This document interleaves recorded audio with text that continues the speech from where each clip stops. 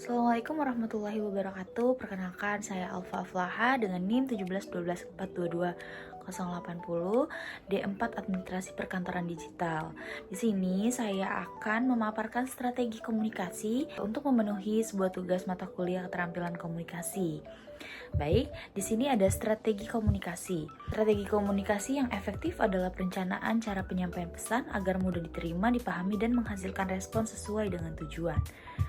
Selanjutnya ada prinsip komunikasi yang efektif. Di sini ada jelas atau yang pesan tidak ambigu, ringkas yaitu langsung ke inti, konsisten yaitu tidak berubah-ubah, relevan ialah sesuai konteks audiens, empatik yaitu memahami kebutuhan dan emosi audiens, feedback yaitu memberi ruang audiens untuk merespon. Nah, teknik komunikasi yang efektif ialah gunakan bahasa yang sesuai dengan audiens, gunakan contoh konkret, terus perhatikan intonasi dan kecepatan bicara, gunakan media pendukung seperti slide, gambar maupun video, terus lakukan aktif secara lisan. Selanjutnya ada komunikasi yang menarik. Komunikasi yang menarik adalah cara menyampaikan pesan dengan gaya yang memikat perhatian audiens, sehingga mereka mau mendengar, memahami, terlibat dengan pesan yang disampaikan. Terus komunikasi jenis ini tidak hanya informatif, tetapi juga mampu membuat audiens merasa terhubung dan menikmati proses penyampaian pesan. Nah, ciri-ciri komunikasi yang menarik ialah seperti pembuatan opening yang kuat, terus mengawali komunikasi dengan cerita, fakta unik, humor, atau pertanyaan yang membuat audiens tuh langsung fokus gitu. Terus juga menggunakan visual atau ilustrasi seperti kayak gambar, infografis, atau analogi yang membantu memperjelas pesan penyampaian tersebut. Terus ada interaktif, terus mengajak audiens berpartisipasi seperti bertanya, berdiskusi, atau menggunakan polling. Terus juga ada intonasi dan ekspresi yang variatif, terus tidak monoton, menggunakan intonasi yang jelas, volume suara, dan ekspresi wajah yang mendukung pesan. Terus juga penyampaian hal-hal yang dekat dengan pengalaman, kebutuhan, atau masalah audiens, menggunakan storytelling atau cerita membuat pesan lebih mudah diingat dan menyentuh emosi. Bahasa sederhana dan mudah dipahami, tidak bertele-tele dan sesuai dengan karakter audiens. Selanjutnya ada komunikasi yang efektif dan berdampak. Komunikasi yang efektif dan berdampak ialah proses penyampaian pesan yang mudah dipahami, pencapaian tujuan, dan mampu mengubah sikap, pemahaman, atau tindakan audiens. Tidak hanya berhenti pada pesan tersampaikan, tetapi benar-benar menghasilkan pengaruh nyata pada penerima pesan. Nah, ciri-ciri komunikasi yang efektif dan berdampak ialah pesan jelas dan fokus yang disampaikan secara ringkas, tidak berbelit, dan langsung pada inti. Kedua, memahami audiens. Nah, isi bahasa dan gaya penyampaian disesuaikan dengan kebutuhan, latar belakang, dan harapan audiens.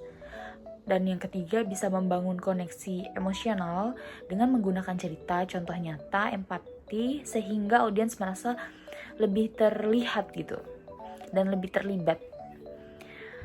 Selanjutnya ada penggunaan data yang kuat, yaitu fakta, angka, atau bukti yang mendukung pesan sehingga lebih kredibel. Selanjutnya juga konsisten juga pesan yang disampaikan sama melalui berbagai media seperti lisan, tulisan, maupun visual. Terus juga memberikan dampak nyata. Nah, setelah komunikasi yang terjadi perubahan seperti audiens lebih paham, mengambil keputusan baru, melakukan tindakan, mengubah perilaku. Seperti itu. Nah, selanjutnya saya akan membahas tentang studi case, di mana saya melakukan PKL di sebuah perusahaan X. Selama menjalankan tugas, saya menemukan banyak koordinasi antar pegawai sering mengalami miskomunikasi, di mana yang berdampak pada tugas yang terlambat diselesaikan, informasi berbeda antara staf A dan staf B, terus juga ada ketegangan kecil antar pegawai. Untuk mengatasi masalah miskomunikasi yang menyebabkan keterlambatan tugas dan banyaknya informasi berbeda antara staf A dan staf B, begitu juga dengan ketegangan, bisa dilakukan beberapa langkah perbaikan, yaitu membuat standarisasi komunikasi internal di mana agar instruksi dan informasi tidak lagi disampaikan secara ambigu, dibuat format pesan standar yang digunakan oleh semua pegawai yang berisi jenis tugas.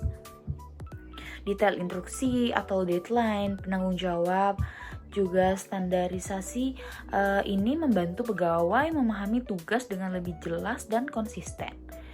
Yang kedua, bisa mengadakan briefing singkat harian yang diperkenalkan yang bisa dilaksanakan briefing yaitu 5-10 menit setiap pagi untuk menyamankan informasi antar pegawai, menjelaskan prioritas harian, menghindari perbedaan dan pemahaman, bisa menyampaikan apa aja yang dikerjakan di hari sebelumnya dengan briefing. Setiap pegawai memiliki pemahaman yang sama sebelum memulai pekerjaan. Selanjutnya, untuk mengatasi ketegangan, yaitu menerapkan kebiasaan konfirmasi ulang pegawai, yaitu pegawai diarahkan untuk melakukan double checking terhadap instruksi yang diterima, misalkan dengan mengulang kembali tugas yang dimaksud, seperti kayak baik, jadi tugas memproses laporan tanggal 5 dan dikumpulkan sebelum jam 4, betul ya gitu, seperti kayak diulang kembali terkait tugasnya gitu, untuk menghindari informasi berbeda antara staf dan keterlambatan yang diselesaikan, juga ketegangan kecil yang bisa disebabkan dari kesalahan sebuah tugas gitu. Selanjutnya, bisa membuat catatan rapat atau dokumentasi informasi di setiap rapat atau diskusi kecil. Dibuatkan notulen singkat agar tidak ada pegawai yang salah menangkap informasi. Nah, dokumen ini juga menjadi referensi jika terjadi perbedaan persepsi. Jadi bisa dikembalikan dan berpatokan kepada notulen hasil rapat tersebut. Terus juga bisa melakukan pendekatan interpersonal untuk meredakan ketegangan, juga untuk mengurangi ketegangan antar pegawai, dilakukan komunikasi personal yang lebih empatik. Pegawai diingatkan untuk fokus pada masalah, bukan mencari siapa yang salah. Terus juga mahasiswa membantu menjembatani komunikasi ketika terjadi salah paham. Pendekatan ini membantu memperbaiki hubungan kerja antar pegawai. Hasil dari penyelesaian setelah langkah-langkah tersebut diterapkan, diperoleh hasil seperti kesalahan komunikasi menurun secara signifikan, informasi antar staf menjadi lebih konsisten, tugas selesai tepat waktu, suasana kerja lebih kondusif, serta pegawai merasa lebih mudah berkoordinasi.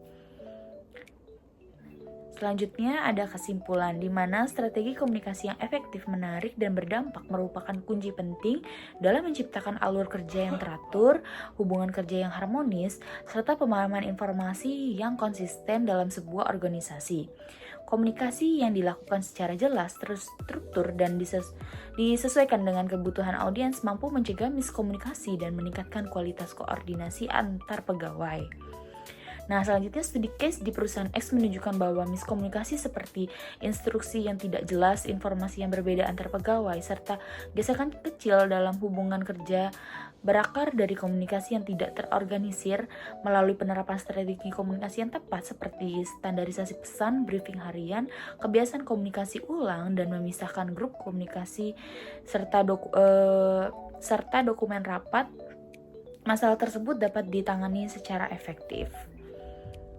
Baik, segitu untuk penjelasan terkait strategi komunikasi yang dipaparkan oleh saya.